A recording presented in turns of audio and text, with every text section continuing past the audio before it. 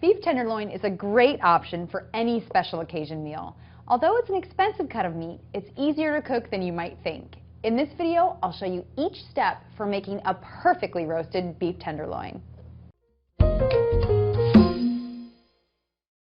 If your butcher hasn't done so already, the first thing you'll want to do is trim up your tenderloin.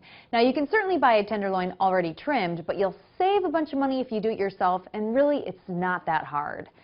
So, first step is to remove the chain, which is this long, fatty piece of meat that runs down the length of the tenderloin. It's perfectly edible. You can use it in stir fries or in stews, but it cooks at a different rate than the rest of the tenderloin, so we want to remove that. To do that, I just use the tip of a sharp boning knife and just start separating the meat. Use your fingers and just kind of find where it connects.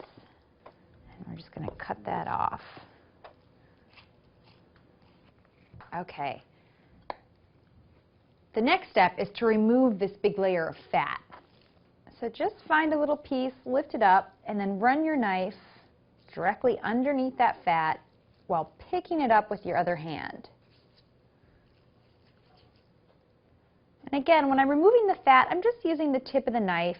That's giving me a bit more control, so I'm not cutting into the meat itself.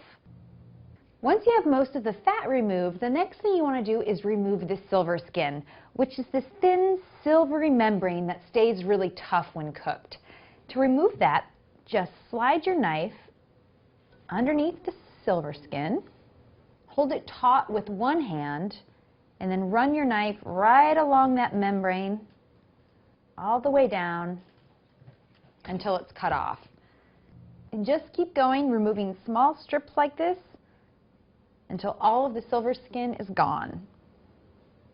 Once one side is clean, go ahead and turn the tenderloin over and do the same thing on the other side.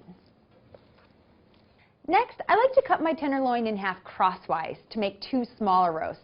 Two roasts are just easier to work with than one large roast. Also, this way, I can cook one more on the rare side and one more well done. That way, everyone at my table is happy. Now I want my roast to be about equal size, so I'm just going to tuck this tail right underneath the smaller portion. The next step is to tie them. I've got some butcher twine here, and I'm just going to tie the roasts at regular intervals. This is going to give them a nice, even, compact shape so they cook really uniformly. Now when you're tying, you want the string to be nice and firm, but you don't want it to be so tight that the meat bulges. A nice firm knot. And it's handy to cut all the string before you start, so it's all ready to go, and you don't have to get your dirty hands all over the spool of twine. Now that my roasts are tied, I'm just going to go back in and trim this excess string. The best way to cook a beef tenderloin is a two-step process: sear and then roast. This gives you that nice crusty brown exterior without overcooking the middle. So I've got a skillet here that I'm just heating up with some vegetable oil, and I'm going to pat my tenderloins dry with a paper towel. This will help them to really get that nice brown crust, and then season them with some salt.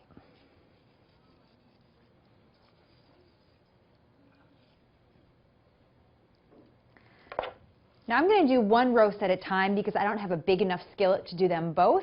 If you do have a really large skillet, you can do them both, but be careful because you don't want to crowd the pan, otherwise they won't get that nice brown crust.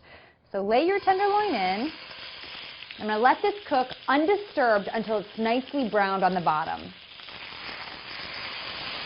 Now just keep turning the tenderloin until it's brown all over. You might have to prop it up with your tongs if it keeps falling over on the sides, but it'll only take a few minutes to brown up. Once your tenderloins are brown all over, transfer them to a rack in a roasting pan. Now before I put this in the oven, I'm going to brush the tenderloins with a little bit of herbed mustard. This is just going to give it a little bit more flavor.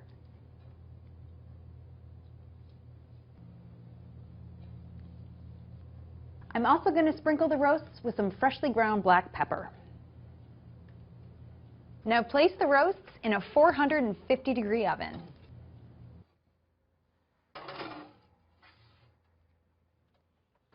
After 15 minutes, check the internal temperature of the roast with a probe thermometer.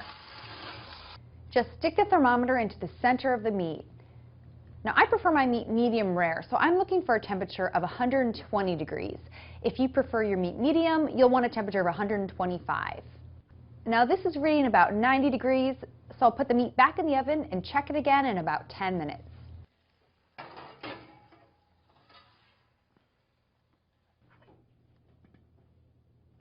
Perfect. Once your beef is cooked as you like it, the last step is to transfer it to a cutting board and let it rest at room temperature for 15 minutes. This is going to allow all of the juices to redistribute, giving you equally juicy meat throughout.